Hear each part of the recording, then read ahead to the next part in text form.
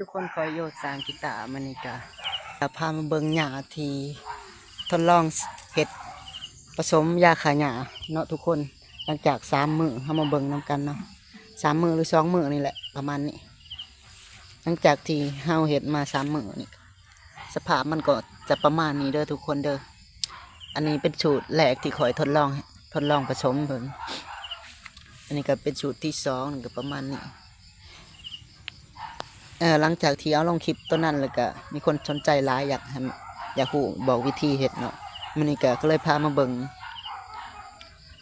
หญ้าก่อนเนาะว่ามันตายแท้หรือบ่อันนี้มันก็ตายเหี่ยวเด้อทุกคนเด้อแต่ว่าลำต้นมันนั่งน่าจะยังบ่ตายเพราะถ้ามันแดดมันก็น่าสิเหี่ยวแห้งตายไปเรื่อยๆเนาะแต่ว่าอันนี้ฝนตกเด้อทุกคนฝนตกติดต่อกันแล้ว2 มื้อแล้วน่าสิเป็นเหตุให้หญ้าบ่แห้งบ่ตายไวเด้อทุกคนเด้อแล้วก็จะเฮ็ดให้น้ำยาที่เฮาผสมเฮามาใช้นี่มันละลายออกหมดจากใบหญ้ามันก็เลยเฮ็ดให้หญ้าบ่ตายเทื่อก็จะเฮ็ดให้หญ้าขึ้นก็บ่แน่ใจเนาะต้องหาติดตามเบิ่งตอนต่อไปเด้อทุกคนแต่คลิปนี้เฮาจะพามาเบิ่งอีกครั้งหนึ่งนี่เนาะทุกคนพอดีมีคนสนใจหลายคอมเมนต์มาหลายเนาะก็เลยคลิปนี้ก็จะมาบอกส่วนผสมแน่ทุกคนว่ามีหยังแน่แต่ว่าเฮาจะบ่ไ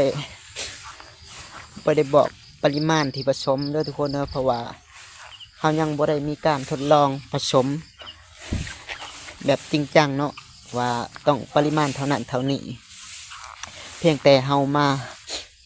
ทดลองเบิ่งว่ามันมีส่วนผสมหยังแน่ที่สามารถฆ่าหญ้าให้ตายได้ทุกคนคลิปนี้หวังว่าทุกคนจะมักเด้อทุกคนเด้อหวังว่าสิมีประโยชน์เนาะคลิปนี้ส่วนผสมหลักๆที่ค่อยใส่เด้อก็จะเป็นน้ำยาล้างห้องน้ำ1ก็จะมีเกลือน้ำเด้อทุกคนเดี๋ยวจะมาบอกสูตรนี้และสูตรที่ใส่กับตัวนี้ที่มันเห็นผลได้ดีที่สุดสูตรนี้ค่อยใส่แล้วเห็นผลประมาณ5 นาทีเห็นผลเลยว่าหญ้ามันจะใบสีดออกมาแบบนี้เลยเด้อทุกคนเด้อหลังจาก5 นาทีเป่าแท้ไปทดลองเบิ่งเด้อทุกคนเด้อแล้วก็มาผสมกับน้ำค่อยผสมทดลองเบิ่งแต่ว่าบ่ได้ผสมหลายว่าได้ผสมอยู่ประมาณลิตร 1เนาะเฮาก็ทดลองฉีดเทลองเบิ่งเนาะก็เห็นผลแท้เด้อทุกคนเด้อแต่ว่ามันจะตายขาดแท้หรือบ่ก็ต้องพากันไปทดลองเบิ่งเด้อเพราะทุกคนเพราะว่าเฮาก็เฮ็ดคลิปออกมายังบ่ทันได้สมบูรณ์แบบเนาะยังบ่ทันแน่ใจว่ามันตายแท้หรือบ่แต่ว่าสภาพมันเป็นแบบนี้แล้วแต่นี่ที่เห็นคือผลตกห่ำ2 มื้อแล้วโดยปกติแล้วที่เขาใส่ยาฆ่าหญ้าเนาะฉีดแล้วถ้าฝนบ่ตกใส่ก่อนมันจะเหี่ยวแห้งตายไปเรื่อยๆถ้ามันแดดเด้อทุกคนเด้อมันจะเหี่ยวแห้งตายไปเรื่อยๆแต่ว่าตัวนี้เฮาฉีดแล้วฝนตกมาก็สิเฮ็ดให้น้ำมันละลายน้ำยาออกไปจากใบไม้เนาะก็จะเฮ็ดให้มันตายยากเนาะทุกคนโอเคส่วนผสมหลักๆก็คือที่ว่าแหละจะมีน้ำยาล้างจานบ่แม่นน้ำลายล้างจานจะเป็นเกลือนี่จะเห็นให้มันดูดซึมความชื้นจากใบไม้ออกไปเด้อทุกคนส่วนน้ำยาล้างจานบ่แม่นน้ำยาล้างห้องน้ำนี่ก็จะมาเกาะใบแล้วก็กำจัดเห็ดให้มันเหี่ยวแห้งตายไปเรื่อยๆเนาะทุกคนเนาะโอเคก็ประมาณนี้เนาะหลักการในการเฮ็ดยา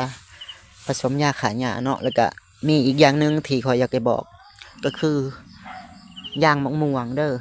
ถ้ามียางมะม่วงนี่เฮ็ดให้หญ้าตายแน่นอนทุกคนละลายหน่อยหนึ่งแม่นตายเลยค่อยเคยทดลองเฮ็ดแล้วยางมะม่วงเขามาผสมน้ำกับประมาณ1แล้วค่อยหน่อยเดียวนึงปิดมะม่วงมาแล้วเอายางมันมาจุ่มใส่น้ำแล้วเอามาเทใส่หญ้านี่คือเหี่ยวแห้งตายเลยค่อยเคยได้ทดลองแต่ว่ามันหายากพวกนี้ก็เลยมาทดลองเบิ่งน้ำยาล้างห้องน้ำเนาะทุกคนแล้วก็ถ้าจะให้ดี น้ำส้มสายสู้เด้อทุกคนเด้ออันนี้สูตรเฉพาะขายหญ้าเนาะมันน่าจะเป็นประโยชน์กับคนที่เฮ็ดสวนไห่สวนมันเด้อทุกคนเพราะว่าต้องการขายหญ้าในสวนมันแต่ว่าในหน้าเขานี่เฮาก็บ่แน่ใจเฮาบ่แนะนำแต่ว่าถ้าอยากลองก็ให้ทดลองเบิ่งพื้นที่เล็กน้อยเนาะ